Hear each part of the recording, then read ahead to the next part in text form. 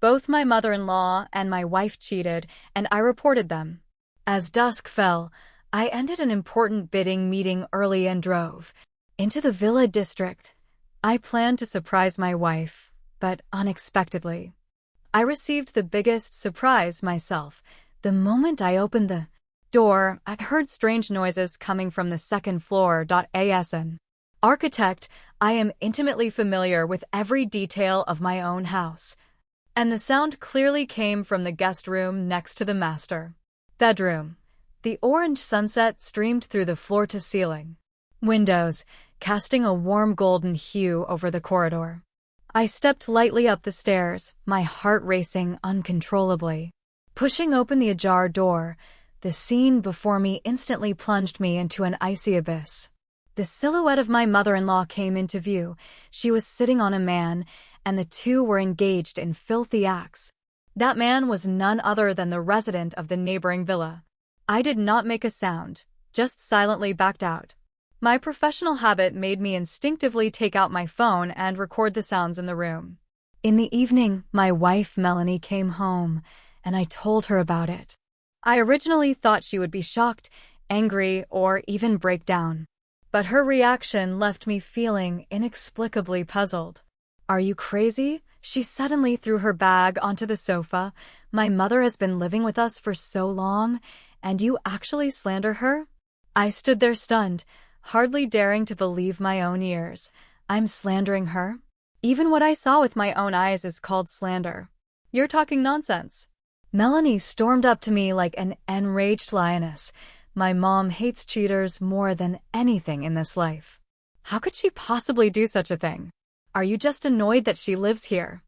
I quietly watched her lose control and suddenly realized something. A normal daughter, upon hearing news of her mother's affair, would first seek to verify it, not react with such fierce denial and defense. Unless she had known about this a long time ago. Thinking of this, my heart sank to the bottom of the valley. I didn't continue to argue. I just quietly walked into the study and turned on the computer. As the director of an architectural design firm, I have my own network of contacts. It's time to thoroughly investigate just how many secrets this family is hiding. At 2 in the morning, I lifted my head from the computer, my neck protesting slightly from holding the same position for too long. On the screen were my wife's call records from the past 6 months, with one number labeled David standing out prominently. On average, there were 3 to 4 calls daily, lasting anywhere from a few minutes to over an hour. The most frequent calls usually happened while I was on a business trip, especially during the days I traveled abroad to attend architectural design exchange conferences. I rubbed my temples and opened another document. This is Melanie's driving trajectory record. Her car is equipped with a tracking system, which I specifically installed when we got married, so that I could provide timely help when she drives late at night.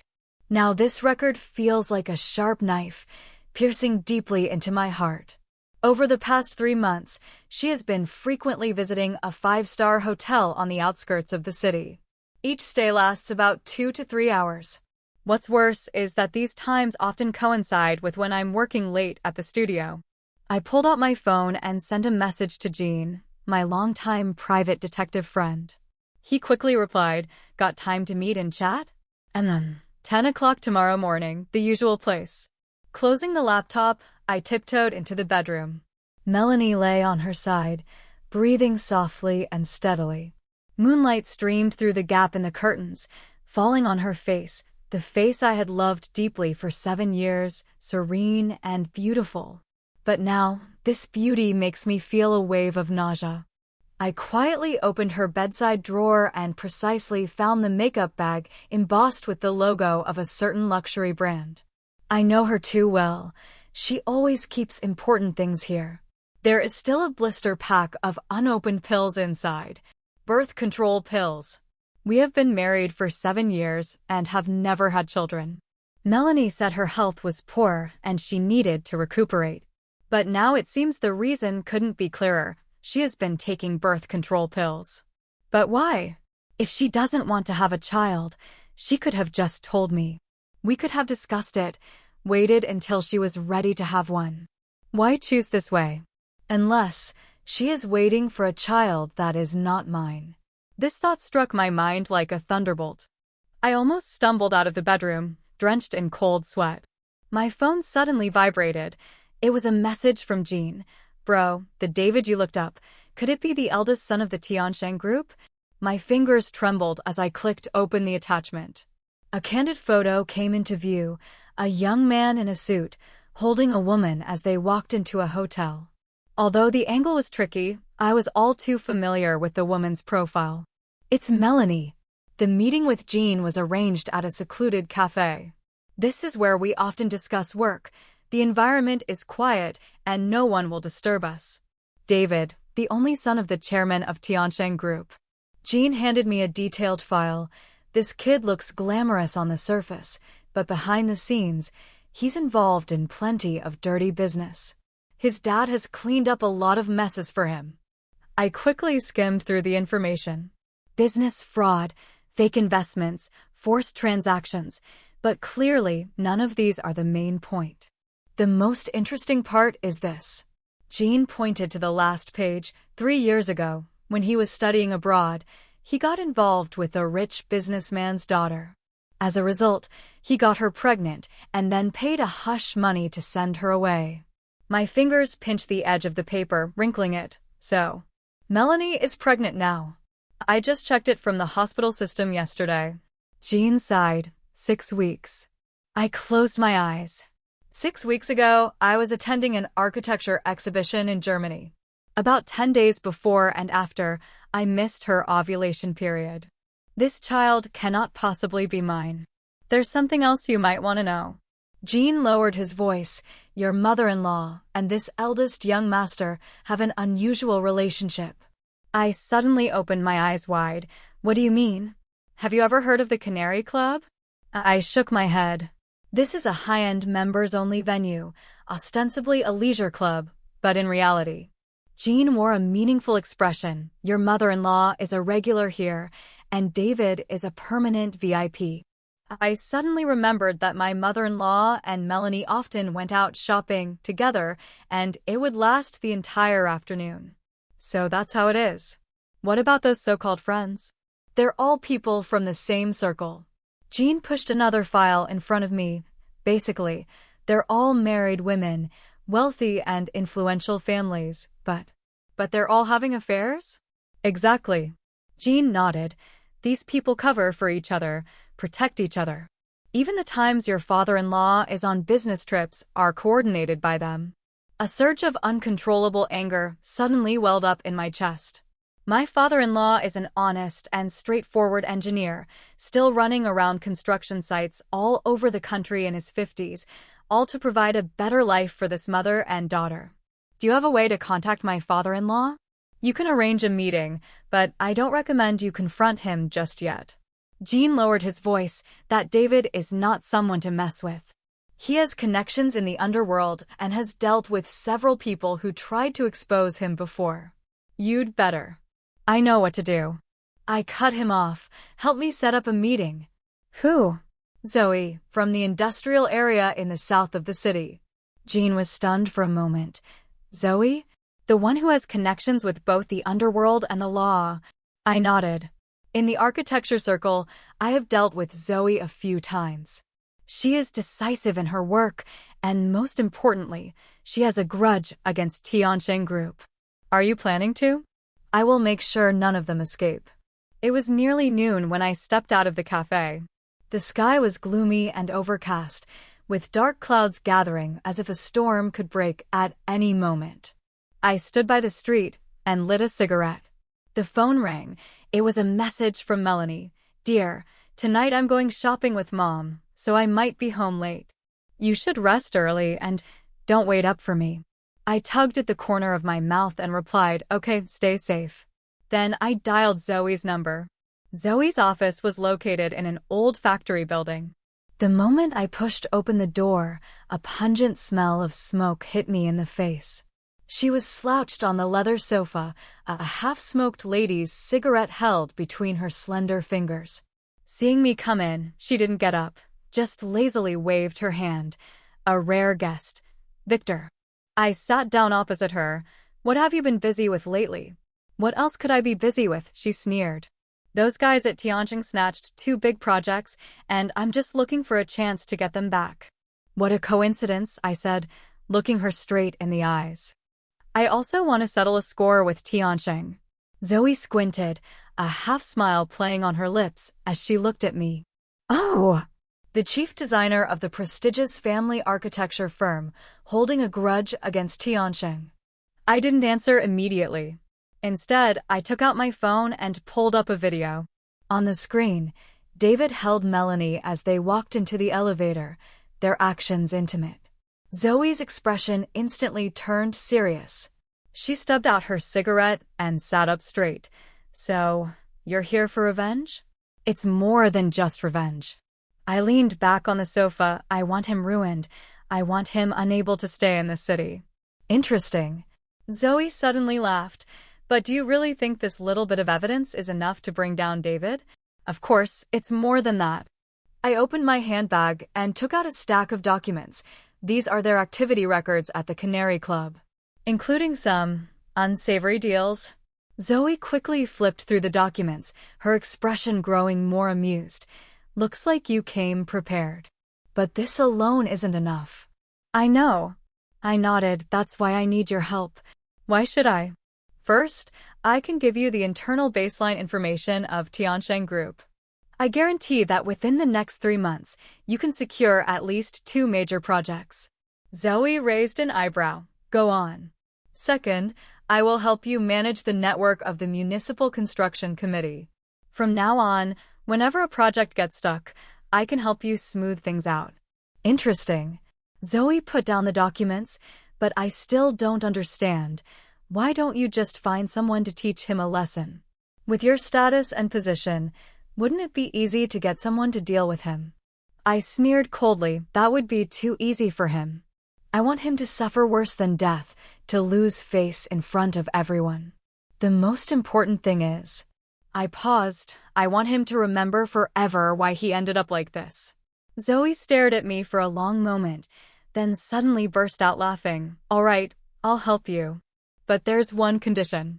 Speak. After you deal with David, give me the ownership of the Canary Club. I know you've definitely found out who the real owner there is. I nodded.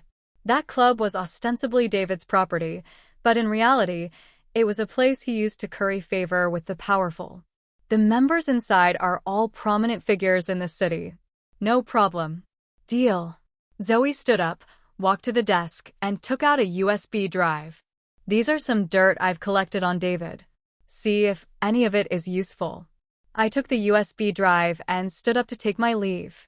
As I reached the door, Zoe suddenly called out to me, Wait. What? When do you plan to make your move? I turned back, wearing a meaningful smile. Soon. Once I set up the last trap, we can close the net. What kind of plan? A surprise party. It was already 3 in the afternoon when I returned to the company. Secretary Emily rushed over as soon as she saw me return. Victor, someone from Tianjin Group, came by earlier, saying they want to discuss a cooperation with us. I raised an eyebrow. Who is it? David. Emily lowered her voice. He said he wants to talk to you alone. I slightly lifted the corner of my mouth. When did he say? Tomorrow at 10 in the morning. Book me a spot at the hotel's cafe. I pondered for a moment. By the way, has anyone been asking about my schedule recently? Emily nodded. Sister Melanie asked about your plans for next week a couple of days ago. Following your instructions, I told her you would be on a business trip to Singapore for a week. Well done. I patted her shoulder. During this period, my schedule must be kept strictly confidential. If anyone asks, just say I'm very busy and don't know the exact location. I understand. Emily hesitated. Victor, are you? I waved my hand. Don't ask what shouldn't be asked. When it's time to know, you'll be told naturally. Back in the office, I started to check the USB drive Zoe gave me. The contents were even more explosive than I had imagined. I won't mention the evidence of commercial fraud and bribery, but the most lethal was a video. The video shows that the girl he forced to her death 3 years ago was not a suicide at all, but was pushed down the stairs by him with his own hands. That bastard. I took a deep breath to calm my emotions. Just as I was about to continue watching, my phone suddenly rang. It was an unknown number. Hello, Victor. The voice on the other end was deep and hoarse. This is William from the Canary Club. I squinted. William, is there something you need from me? It's like this. He paused. There have been some rumors at the club recently, saying that you are investigating us. I wanted to talk to you. Oh! About what? Cooperation. William lowered his voice. I know you're looking for dirt on young Master David. William's voice carried a hint of caution. There are many things in the club that you want. I sneered. William, are you trying to betray your master to save yourself? Please don't misunderstand.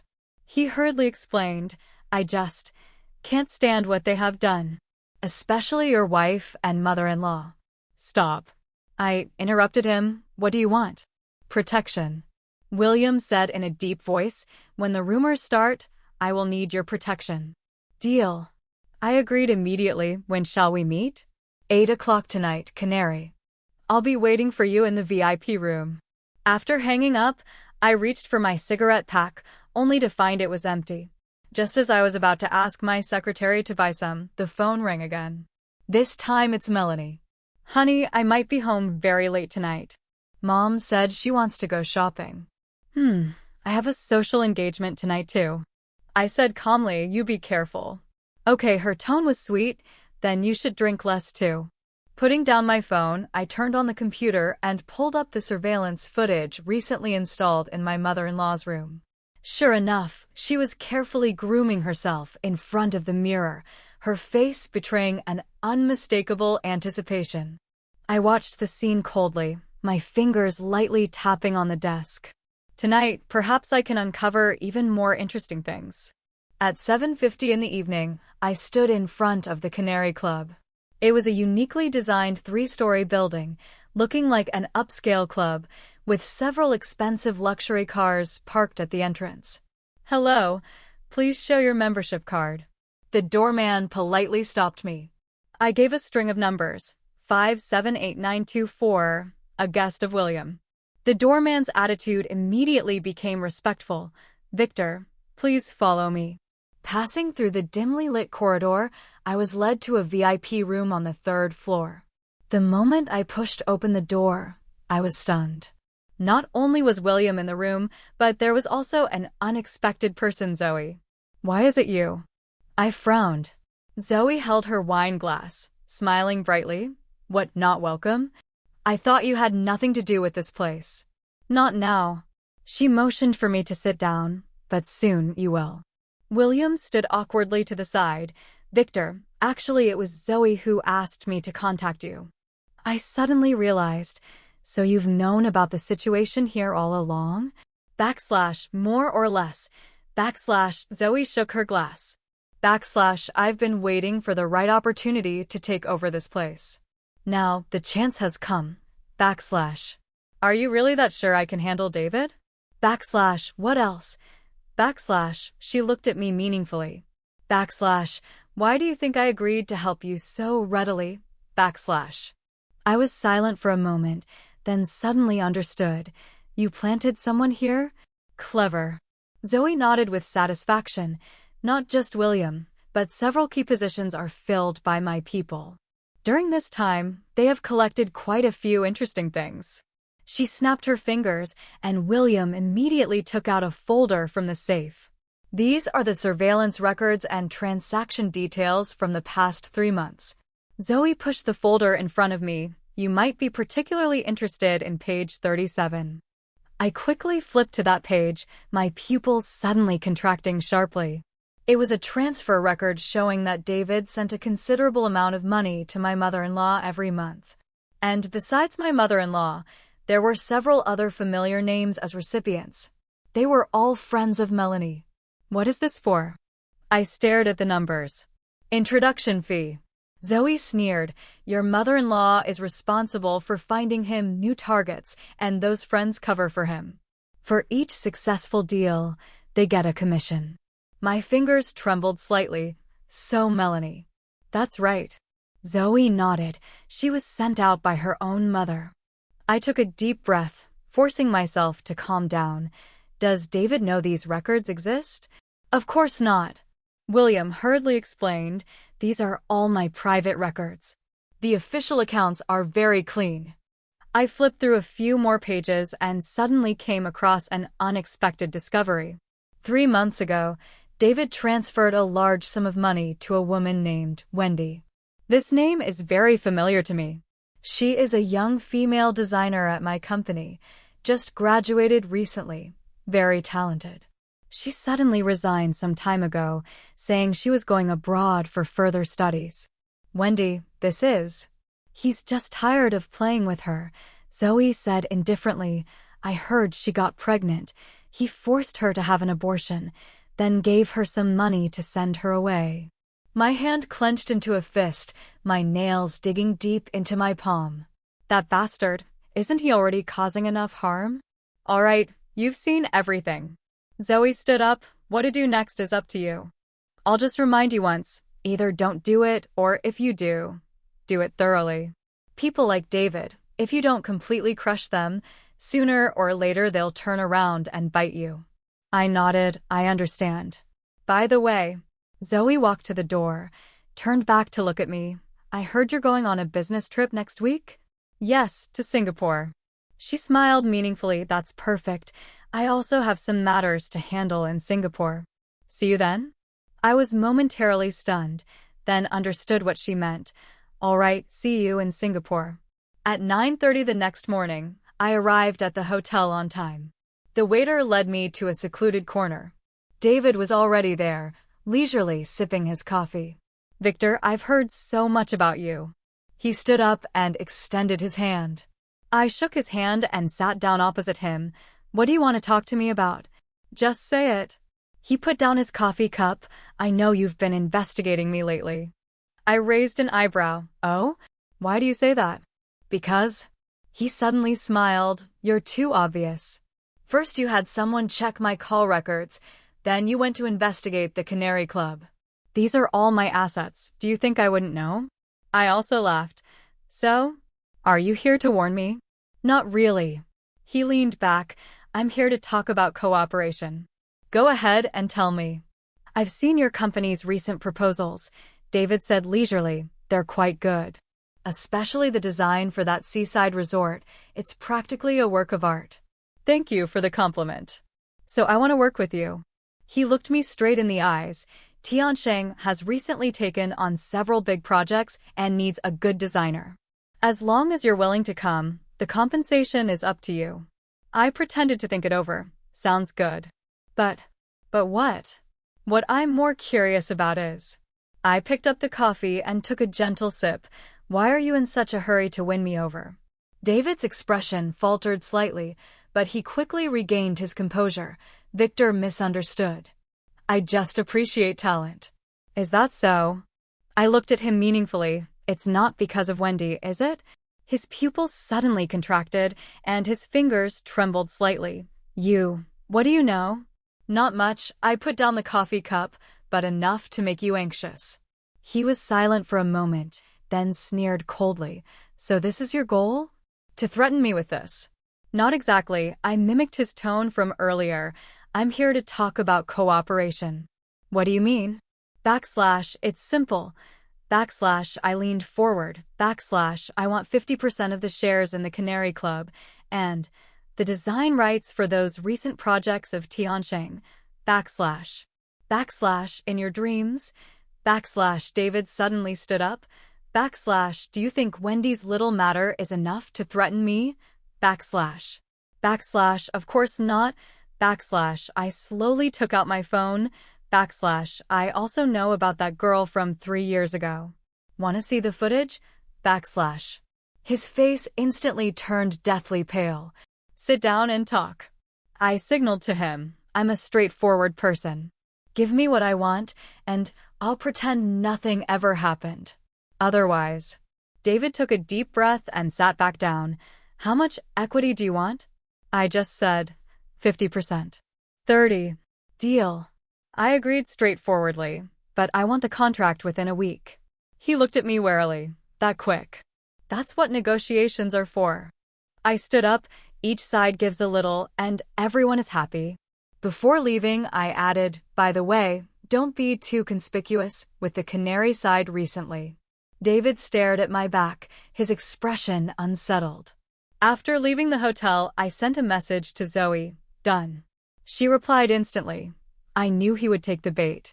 I've also arranged things on the Singapore side, just waiting for you to arrive. I glanced at the time. In 3 days, it will be Melanie's birthday. By then, everything should come to an end. Over the next 2 days, I began preparing a surprise for Melanie's birthday. First, the invitations. I had the secretary send out invitations in Melanie's name to my father-in-law, mother-in-law, and Melanie's friends, saying that an unforgettable party was being prepared. Then I contacted some friends in the media, telling them there would be big news that day. Finally, I specifically sought out Wendy. She was working at a cafe now, and when she saw me, she clearly froze for a moment. Victor, sit down and talk? I gestured to the seat beside me. Wendy hesitated for a moment, then sat down. You have something to talk to me about? I looked her straight in the eyes. Don't you hate David? Her body trembled noticeably. You. I know everything, I said softly, including about the child. Wendy lowered her head, her shoulders trembling slightly. After a long moment, she spoke in a very low voice. I hate. So, do you want to take revenge? She suddenly looked up. What do you mean? I pushed an invitation in front of her. The day after tomorrow, Melanie's birthday party. If you want to get justice, come. Wendy looked at the invitation, her eyes gradually becoming resolute. I will definitely come. On the morning of the 3rd day, I went to the company as usual. Passing by the secretary's office, Emily called out to me, Victor, Madam was here just now. I stopped in my tracks. What did she come for? To ask about your schedule for tomorrow. Emily lowered her voice. I told her you are flying to Singapore tonight as per your instructions. I nodded, well done. As I walked into the office, my phone suddenly rang. It was Melanie. Honey, her tone was still sweet and clingy. Tomorrow is my birthday. The party is all planned, and you're actually going on a business trip? I suppressed the disgust in my heart. Sorry, baby, this project is very important. How about I make it up to you when I get back? You promised, okay? She coquettishly said, but don't worry, they all came back to keep me company, so I won't be too lonely. I curled my lips. All right, as long as you're happy. After hanging up the phone, I turned on the computer and pulled up the footage from the recently installed pinhole camera at home. Melanie was trying on a dress in front of the mirror while on the phone. Yes, he's going to Singapore tomorrow and won't be back. Have you asked David to get everything ready? I can't wait either. In front of the camera, her face was beaming with a happy smile. Little did she know that smile was about to freeze. I opened my inbox and sent some documents to Zoe. She quickly replied, Got it. Don't worry, I'll handle things here in Singapore. You focus on your matters. The birthday party was set in an upscale club. I arrived at the venue 2 hours early to check all the arrangements. In the center of the banquet hall was a huge LED screen, flanked on both sides by flowers and balloons. In the corner, I had someone specially prepare a piano. Is everything ready? I asked the staff in charge of the venue. Everything has been arranged according to your requirements. He handed me a tablet. Would you like to check the equipment once more? I took the tablet and quickly reviewed the preset program. After confirming there were no mistakes, I walked over to the piano and lifted the lid.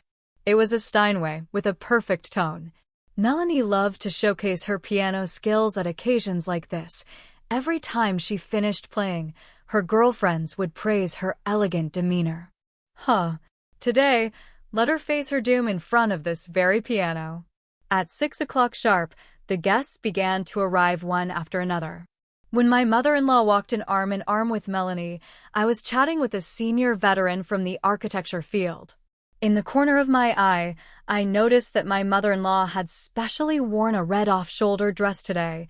heavily made up, showing no sign of an elder's demeanor. Melanie wore a pure white long dress, her carefully made-up face beaming with a happy smile. Her gaze was searching through the crowd for something, probably looking for the person who shouldn't be there. I raised my champagne and deliberately said to the senior, "What a pity. I had originally scheduled several important clients today, but it's my wife's birthday, so I really can't cancel." Haha, Victor is truly loyal and righteous. The senior patted my shoulder with satisfaction. This conversation naturally reached Melanie's ears. She paused for a moment, then quickly walked up to me. "Honey, weren't you supposed to go to Singapore?" "I changed the ticket," I said with a smile. "How could I miss your birthday?" Her expression showed a brief moment of panic, but she quickly returned to normal, even looking touched as she hugged me. "You're the best." I leaned in and whispered in her ear, "How about playing a piece for everyone later? It's been a long time since I heard you play the piano." "All right." She agreed gladly.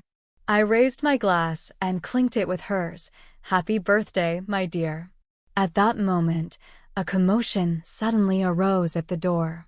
I turned my head to look, a cold smile curling at the corner of my mouth. David has arrived. He was standing at the door, hesitating a little, dressed in a finely tailored suit. After all, according to the original plan, I should have been on a flight to Singapore today. "You're here." I strode over and greeted him warmly. "Please come in." David visibly relaxed, exchanged a few pleasantries with me, then his gaze subtly flickered towards Melanie. Meanwhile, Melanie kept her head down, pretending to adjust her skirt. Truly a lovey-dovey couple. At exactly 7 o'clock, the party officially began. As the host, I went on stage first and said a few polite words, then invited Melanie to play the piano. She gladly accepted and gracefully walked to the piano to sit down. Melodious piano music began to play. The guests present all showed expressions of enchantment. Only I know that she has been playing this piece for a full 7 years, just to show off in occasions like this. As the music reached its climax, I pressed the remote control in my hand. The huge LED screen suddenly lit up. On the screen, it was clearly a surveillance video of Melanie and David in a hotel room.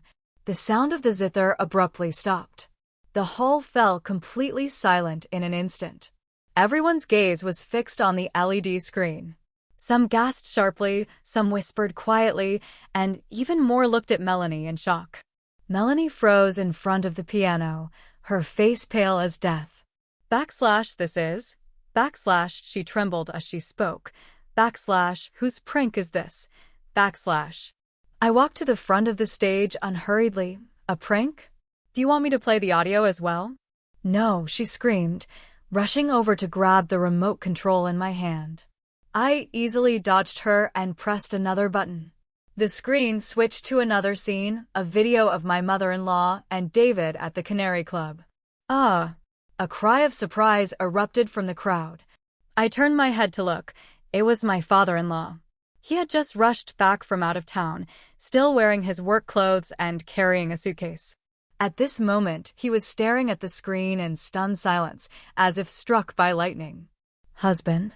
The mother-in-law staggered, trying to walk over. "Don't call me husband." The father-in-law fiercely shook off her hand. You. His gaze darted back and forth between Melanie and the mother-in-law, then suddenly let out a sorrowful roar of anger. "Beasts. You beasts." "Dad, it's not like that." Melanie cried, trying to explain. "Please listen to me." "Shut up." I cut her off coldly. "Do you want me to release your conversation too? About how you schemed against your dad, the plans to drug him." Melanie's eyes widened. How could you know?" "I don't just know that." I looked around, my gaze landing on her group of girlfriends. "I know even more." I pressed another button. A series of photos and transfer records began to play on the screen. "Over the years, your little circle has had a lot of fun. Introducing quality resources to each other, covering for one another." My voice was as cold as ice. "Every deal comes with a commission, and the accounts are kept very clearly." Those usually arrogant socialites all lowered their heads, wishing they could find a crack in the ground to crawl into. And this. I pulled up another file. David, your financier. Outwardly glamorous and respectable, but behind the scenes. Enough. David finally couldn't hold back and stood up. What exactly do you want? What do I want? I sneered coldly. I just want everyone to see your true colors. Saying that, I snapped my fingers. Suddenly, a person walked in at the door. Wendy. Seeing her, David's face instantly turned pale. David, long time no see. Wendy's voice was soft, yet everyone present heard it clearly. Today, I have come to collect my debt. She took out a stack of papers from her bag. These are my medical records, test reports, and... She paused. A miscarriage certificate. You. David instinctively took a step back. What, too scared to admit it? Wendy sneered. That day when you had someone knock me out and forcibly send me to the hospital, you weren't this cowardly. These words seemed to tear through a thin veil. The scene immediately erupted into chaos. Just then, the club's door was pushed open again. Sorry, I'm late. Zoe walked in wearing high heels, followed by 2 police officers. Just flew back from Singapore, brought some gifts. Zoe came over to me and handed me a document. Everything in Singapore has been settled. This is David's secret fund account, along with his business dealings records over the years. I took the document and handed it to the police officers. Officers, is this enough? One of the police officers quickly flipped through the files, his expression growing increasingly serious. Enough. David, you are suspected of multiple economic crimes and intentional injury. Please come with us. You have no evidence. David shouted fiercely but nervously. No evidence? Zoe sneered coldly. What about Ling, whom you pushed down the stairs 3 years ago? Should we have her come out and testify? David's pupils contracted sharply. Impossible. She clearly already dead? Zoe shook her head. What a pity. She was lucky. Although seriously injured, she was saved by kind-hearted people. She has been recuperating in Singapore all these years. Saying this, she took out her phone and played a video. In the footage, a girl sitting in a wheelchair was recounting everything that happened 3 years ago. After he pushed me down the stairs, he had someone forge a suicide note. My family was also threatened by him and dared not speak out. David slumped to the ground, like a soulless shell. As the police stepped forward to handcuff him, I turned to Melanie. Now it's time to settle our accounts. She knelt on the ground, weeping bitterly. Husband, I know I was wrong. It was all David who seduced me. Give me a break. I sneered. You took birth control pills every day just to avoid having my child. Now that you're pregnant with someone else's seed, you want to pin it on me. What? The father-in-law staggered and held onto the wall. Melanie, there's something even funnier. I glanced around. Everyone here. Do you know what the Canary Club does? It specializes in providing special services for the wealthy. And many of the products for these services are selected by this mother and daughter duo. One of them handles pimping, the other accompanies clients to bed. They get a commission for every successful deal. The father-in-law could no longer hold on and collapsed to the ground. The security guard hurried over to help him up, only to find that he was foaming at the mouth and had already passed out. Dad. Melanie tried to go over. Stop. I said coldly, stopping her. What kind of filial piety are you pretending now? When you drugged him and kept him in a long-term coma, did you ever think about his health? At that moment, another police officer walked over. Victor, they are suspected of organizing prostitution and intentional injury and need to be taken in for investigation. I nodded, okay.